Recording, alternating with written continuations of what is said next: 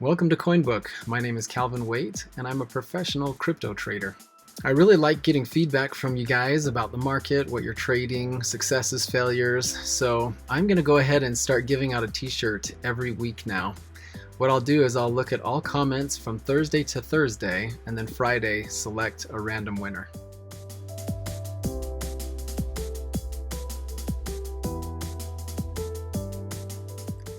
Well, it was really nice to get away, but man, it's nice to be back.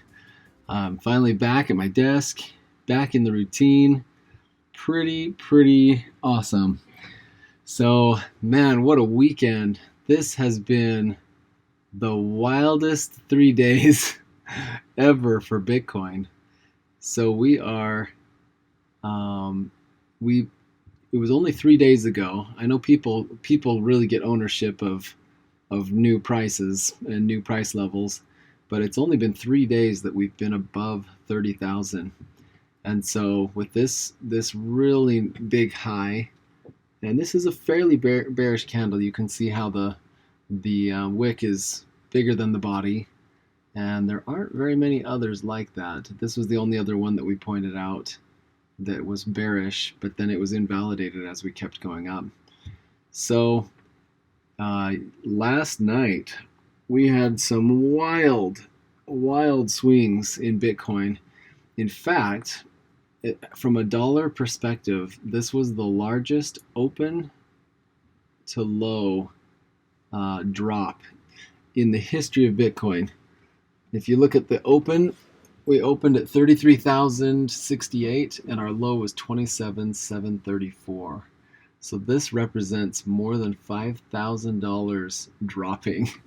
So it is getting, we're getting higher and it's getting volatile, but what a crazy candle this is, because look at how long this wick is. This is what really surprised me.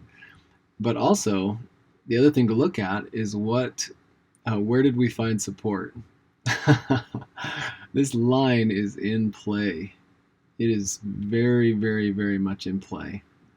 So we dropped very fast, and we got very close to this line and found it as support, and we are bouncing. And so if I look at the 5-minute chart, if I zoom out a bit, you can kind of see the nature of this drop.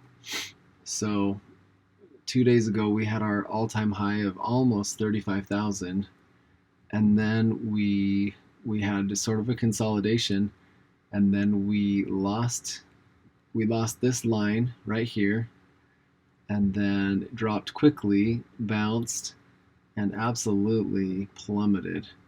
And I think from what I heard on the news, it was a Binance long liquidation event or something. So huge liquidation. This is why I'm not a real big fan of putting stop losses in. I know that's something that people preach and whatever, but you don't want to put a trade in unless you're willing to take the trade. And it's just, the guys that got stopped out down here, they probably didn't want to make those trades. But anyway, that's another story for another day. But anyway, so we dropped really hard, and what is so amazing to me is that we recovered $4,000 worth of ground up to here. That is remarkable. It just kind of shows you what kind of buyers are in this market. It is risky to be short Bitcoin right now. So anyway, we're buying up, and now we're kind of dropping again. So we'll kind of figure out, I guess the end of the day will tell us, but if we end this day where the body of the candle is smaller than the wick underneath, this is an amazing stability candle, but it actually might give us some consolidation. This could open the door for some consolidation that is much needed. We've had this one, unidirectional move, In fact, we even have a new line forming here. If you look at this, this is a new line. So we've gone from this angle of steepness to this angle of steepness. So we're getting steeper, which makes things a little more volatile, and it gets us closer to an eventual correction. With this type of buying action after a drop like that, we're probably not there yet, but we'll see where we end the day. If we end up selling off again and we close down here, then we've got some serious downside. We might hit 20 if we closed very, very low. If we hit near our day's low, yeah, we could correct back to 20. So we'll just watch and see what it does. If we end up creating a giant bullish candle, we'll most likely consolidate for a bit and we'll head on up again. Now this was another surprise. What a crazy change in the altcoin market. Boy, I'm a big fan of slower moves. This is so sudden without any warning. So we've got a big whale move where some big buyers just decided, well, time to buy all the altcoins. So we went from a 2 million Bitcoin market cap in alts all the way up to a high of almost 9, so 8.8 million Bitcoin. We're settling back down at around 8. But if we added a market cap of another million Bitcoin, that is a huge jump. What a percentage increase. So this is good news though, because these types of moves give charts a chance for a correction. We don't buy into stuff like this, but we do see it as a signal that the flavor out there is changing.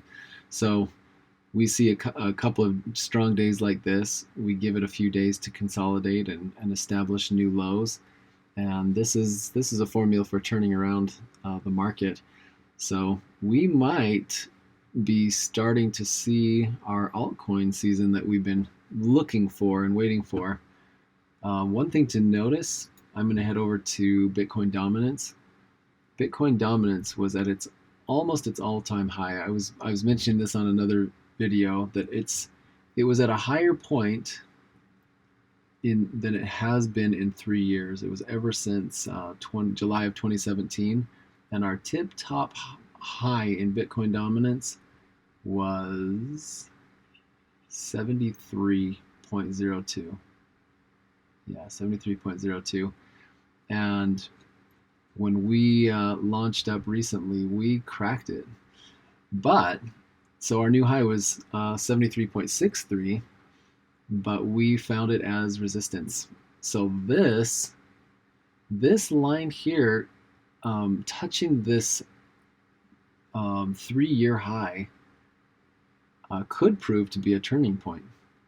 So we might have touched it, and now we're heading back down. Of course, I hate to see it move down so quickly. It doesn't give you a chance to get in. Like, you don't buy the falling knife and then hope for a sudden move without any warning. You want to see structure in the chart. You want to get a safe entry. So these aren't great. This doesn't help us in our trading, but it is a good signal. So we'll take the signal, and if we kind of pop up again and Bitcoin dominance increases, alts will fall back a bit, but it'll give us a great entry point. And then hopefully that should start off our new alt season, which that would be pretty. This is the reaction a professional trader makes when they miss the perfect trade. Yep, life goes on.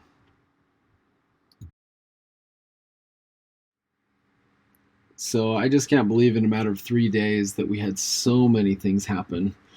Somebody was talking about, hey, what other coins should I be looking at? And the suggestion in the comments was Ethereum's definitely something to be looking at. And my comment was, well, yeah, I mean, Ethereum looks great and all, but the problem is we're in a red zone. We're down. We're moving down. It would. And I kind of made the comment, it'll take an absolute miracle for us to get out of the red zone. So we're probably going to be sitting around for a month or so before we see any change. And then seriously less than 24 hours later, we have this giant 23% gain in one day, and we exited the red zone.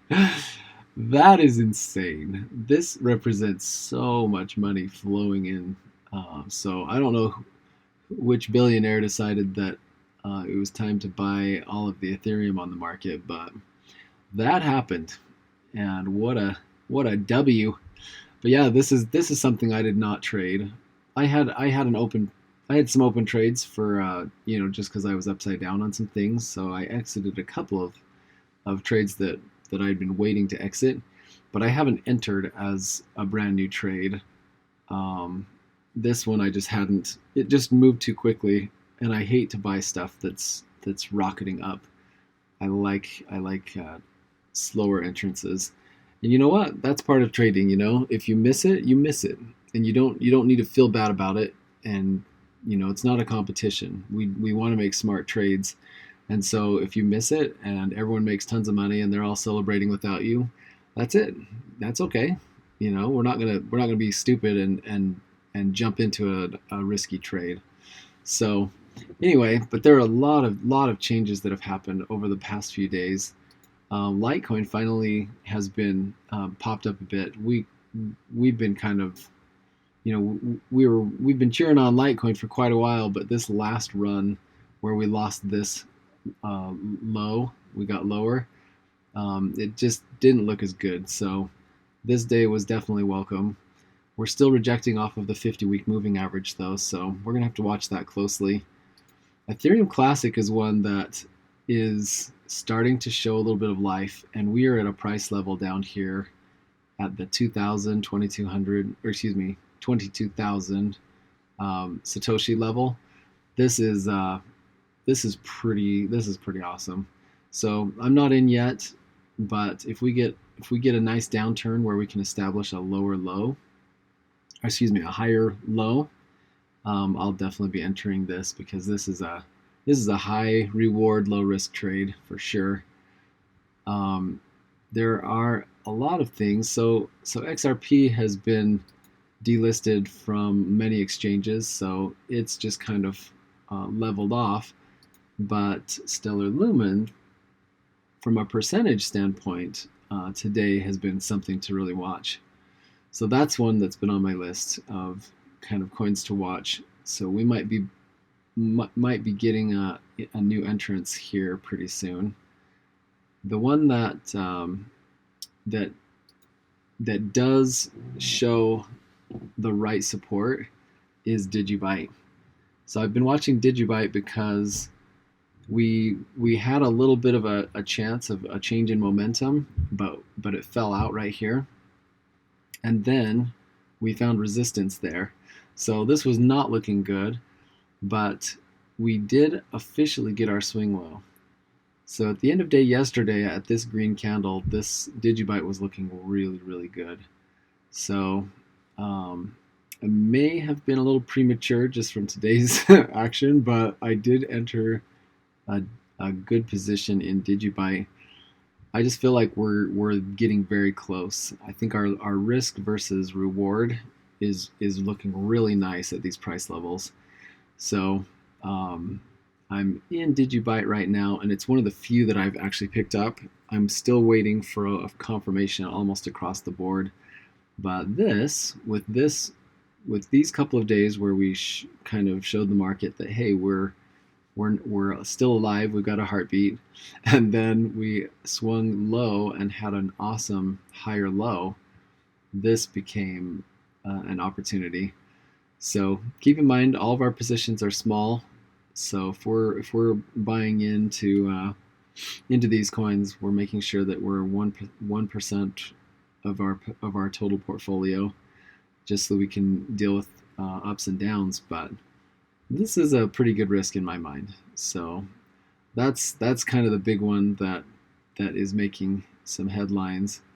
Last one, Dogecoin. So a few days ago, about a week ago, I mentioned that, hey, we exited the red zone on Dogecoin, and that was over in here. I was like, you never know. I mean, our all-time low for Doge is 15. Satoshis. And so anyway, after we had kind of popped up through here, I entered a position at 17 Satoshis. And boy, what a surprise. It's just a crazy coin. You just have no idea what it's going to end up doing, you know. It just pops up without any warning. But at least this one gave us a little warning. So we had a couple of attempts in the past month, and it was like, okay, maybe there's something coming up here. So I entered a position at 17, and I exited a portion of it at double, because I like to reward myself for doubling a trade. But this is looking awesome. It's tough to say, you know, will we do this where we popped up and then we just sold off back again and then we ended up lower than we began? Or will we do some of this where you have a couple of days that are looking really, really nice, and yeah, you pull back because this is way too much too fast. But then you go on these major tears, you know what I mean?